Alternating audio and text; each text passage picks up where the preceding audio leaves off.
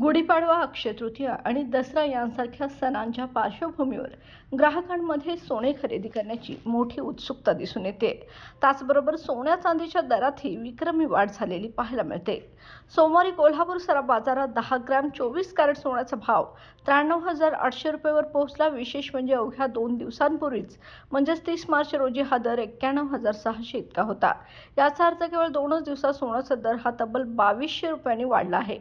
फक्त सोनेच नाही तर चांदीच्या दरात ही मोठी वाढ झाल्याचे पाहायला मिळालं। 1 किलो चांदीचा दर आता 1,02,500 रुपयांवर पोहोचलाय। वाढत्या मागणीमुळे येत्या काही दिवसात सोन्याचा दर 1 लाख रुपये प्रतितोळा पार करू शकतो असा तज्ज्ञांचा अंदाज आहे।